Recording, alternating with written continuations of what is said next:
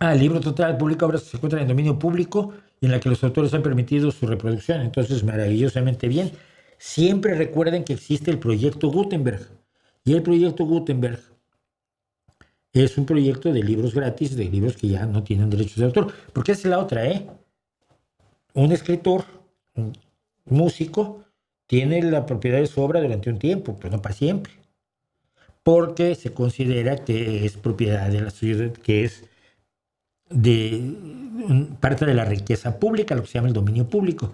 Entonces, al cabo de un tiempo, sobre todo si te mueres, tus hijos pueden, tus herederos creo que pueden explotar unos cuantos años, depende de la legislación de distintos países, tus derechos de autor y luego pasan al dominio público. Fue lo que pasó con Mickey Mouse, que Disney luchó muchísimo y cambió legislación en varias ocasiones cuando se acercaba el momento en que Mickey Mouse iba a pasar al dominio público. Y ahora han usado un truco en que el Mickey Mouse que pasó al dominio público es solo el de Steamboat Willie, o sea, el del primer dibujo animado de Walt Disney, pero no los diseños posteriores que están copyrighteados posteriormente, ¿no? Todo es el truco para seguirle sacando dinero, y en Estados Unidos es bastante peor porque el que saca el dinero no es el creador, sino la empresa para la que creaba, y eso es una perversión horrorosa, por cierto.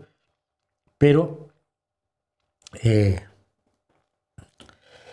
pero eso es aparte de lo que los pobres autores recibimos.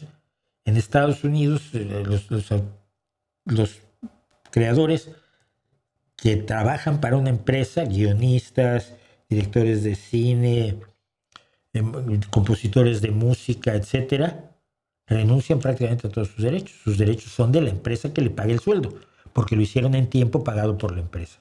Muy curioso.